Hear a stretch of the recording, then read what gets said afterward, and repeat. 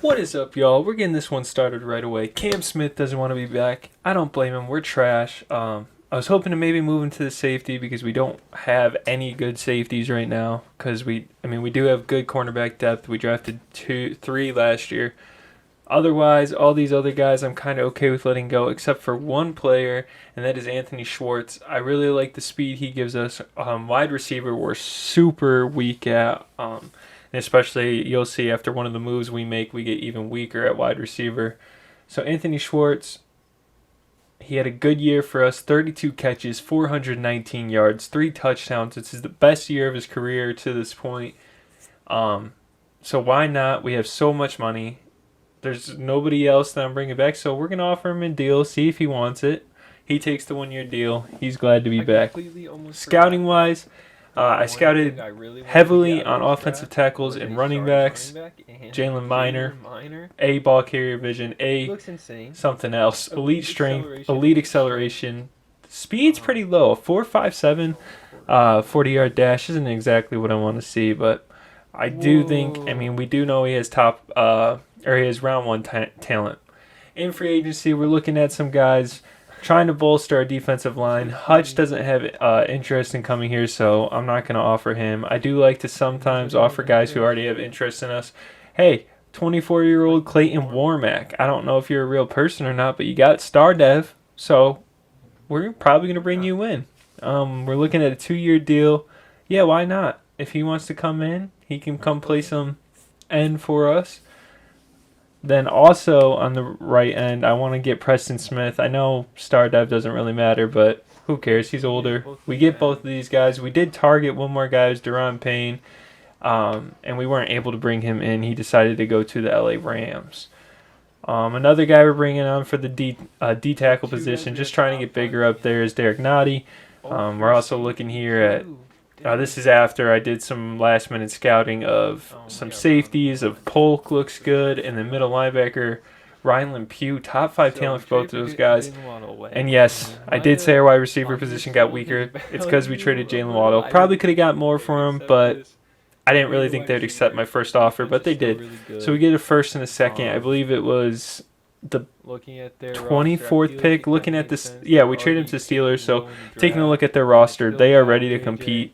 A lot of guys in their 30s or about to be 30s. So Jalen Waddle kind of fits in, gives QB Justin Fields another option. George Pickens is already an 89 overall, and then they got Freiermuth. So I think it's a smart trade for them. They already had the 24th pick, so it's not like they were bad. And then gives them a good 1-2 punch at the wide receiver position. So we did it. Otherwise, for us, man, we are full in on this draft right now. It's time to get going. I'll show you the first couple picks we made. You can see Juan Grant and Max Gales, I guess that's how you say it. Go 1 and 2. We have the 3rd pick. We're looking at our guys. We got to take top 5 talent, even if they're not the positions we really planned on getting. I really wanted to get an offensive tackle, but if you have top 5 talent and I can get you, I'm going to get you. We have the 7th pick, so there's obviously a chance we get 2 top 5 talent guys. We go with Ryland Pugh. He's ranked 3rd. We get him at 3, so we feel good about that. Over at 7 now, we skip to our pick. Another corner goes off and another end. So our guy, Polk, who is a safety, comes in. He's got top 5 talent again, and he's going to be a starting safety for us right away. Going to be the best safety on the roster probably. Looking at his value, he was ranked 2, and we got him at 7. So we feel really good. 2 and 3 in the draft at picks 3 and 7. We feel good. He has A awareness, A catching, A hit power. So yeah. Draft recap. I ain't gonna make you sit through it all this year. I kind of fell apart this draft. I think we got good players. There's some good players. We did get Jalen Minor, the running back. And then we went offensive line heavy, even though we did last year too. But I don't know. I just got I know it says we got 3 centers, but I'm gonna move them around. I feel that Doug Verdon could be a really good tackle if we give him time. Ian Madison looks good. When all the tackles went off the board. So the tackles that I scouted, and I scouted every tackle. They went off the board so quick. So in round 1, I didn't go with a tackle. I felt like maybe we could get one in round 2 and 3, and then in round 1 you can see here too where our guys stack up overall wise, but like a lot of these tackles. The tackles I wanted to get were just gone. Like you see, one went 18th. I think 6 offensive tackles got picked in the first round. I don't know how common that is, overall, but like there's one. Woodard. I see one at 18, 2 at 1 at 19. Then you go 28, 32, 30, and then 23. 6 tackles went in the first and then round. Ramon Walters. I don't know why he's not showing as a number here, but he did get drafted. I was looking at him. He's a 72 overall. Next pick, that was so yeah, by the time we were coming like third round, I was hoping, because this draft said it was deep offensive tackle wise, so I was hoping maybe there would be some guys left, and there wasn't. So I kind of panicked and I took centers, and I'm hoping I can move them around the line a little bit. Honestly, for where we picked them, I like the guys we got. A lot of hidden dev guys. I'm hoping. I mean, obviously, at least star. It'd be cool to get like a superstar dev guy in there, but Ramon Walters, you can see, went 29. So then you get a look at some guys we drafted. Here's Spellman. He's going to be our backup QB. He's like a 63 overall or something, but I did like the way he threw the ball more than Kirk. You can see Jalen Miner. These mini games are so boring. They're either frustratingly like annoying or just boring. But like we're gonna do them, try and get these points. You can see me dominate with Verdon here, not even sprinting. Get the gold. Here's an updated look at our offense. You can see we're gonna have Jalen Miner start over Jalen Wright. Dante Russell, a tight end we drafted, starting at the fullback. And it said he has wide receiver speed, so I was like, oh, cool, maybe I can move him to the wide receiver. And I did, and he went down 10. He was like a 58 overall. Defensive-wise, a lot of it kind of stays the same, or we drafted guys. You see we got a hidden dev, defensive tackle. We're going to start Madison over Braswell. We got Pugh here. We're going to start, we're going to bring Brooks down. Brooks isn't going to start. I think we're going to start Warmack, but I forget at the middle linebacker too. I think we start Melvin Peoples. I forget. Guy we drafted this year. Another hidden dev guy. Polk at an 81 is crazy. You can see Terrell Manning at some point last year upgraded to superstar development, so that's cool. I didn't even realize that. He might have won Defensive Rookie of the Year. Special teams, we got Beltran starting, and then specialist. This is what they want us to go with. I didn't mess with this too much. I feel like overall-wise it looks good. And plus, I really don't know what I'm doing, to be honest, with like the rush left end, rush defensive tackle, rush right end. I think that's what that means. And sub linebacker. So if anyone actually watches this to this point, it'd be cool. Like, let me know what that stuff means. So next up on the list, we are going to just take a look at some preseason gameplay. I didn't play too much. I played the first drive of offense and defense. And then I did moments. Here you can see first play of the game, Kevin Polk gets his first sack in the NFL. I know it's preseason, but still. Here, Peoples makes a tackle, so we're 3rd and 14. A lot of young guys on the field at the on the defense. They did pick it up on 3rd, but they're making a good tackle. They're still driving, though. Can we make a play? 2nd and 16. That's Shadur Sanders at quarterback for the Giants. And J.J. Pittman, who went all year without a pick last year in the regular season, gets one here. Later in the game, Beckwith only got us 3 points. We had a good drive, but it ended with a holding penalty. Just letting you guys look at Spellman making a touchdown pass there. Beltran getting a field goal. Another insane play. Honestly, not the best read or throw, but hey, it got done.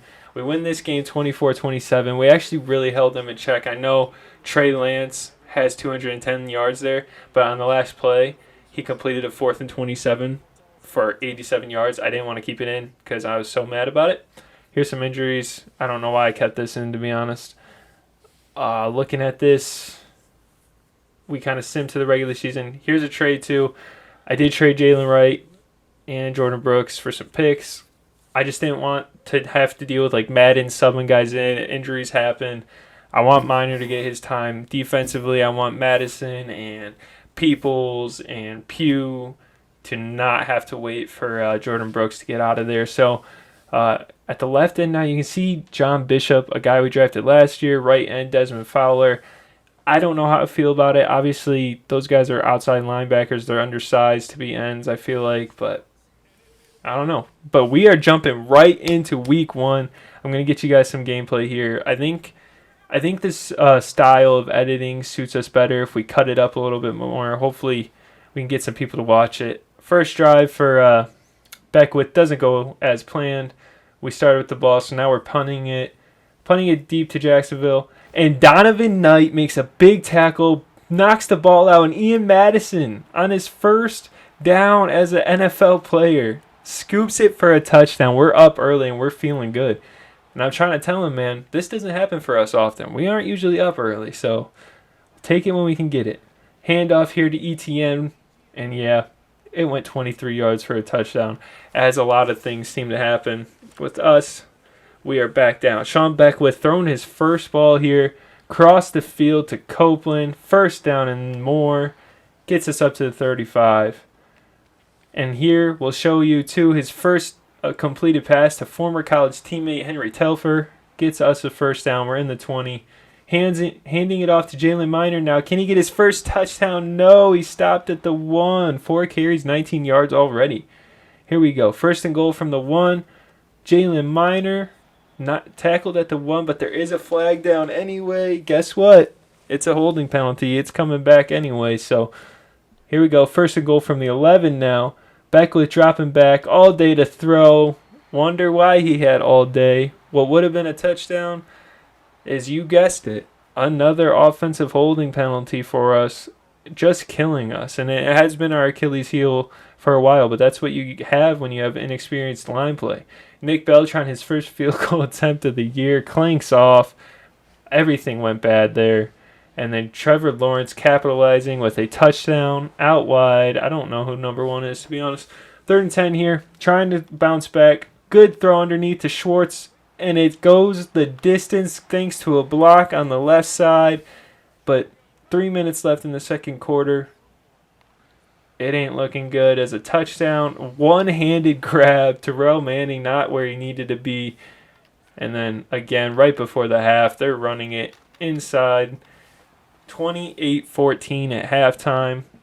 Can we start off the second half better, though? Well, we get a stroke of luck here as a play that should have went for a touchdown gets brought back by a holding penalty for them. 3rd and 13, needing a big play, stopping them. Well, we don't get what we needed, but we do stop them short of the first down, forcing a field goal, 31-14 now. 3rd and 12 here. We get out of the pocket, thought about running it, but telling Telfer to go deep, completes it. Biggest pass of his career. We score a touchdown. I think it was a run with Carmichael, our backup running back. 3rd and 10 here. Lawrence evading tacklers, gets it to 4th and 5. We do nothing with that possession. It's their ball. But again, defense really stepping up here early in the second half.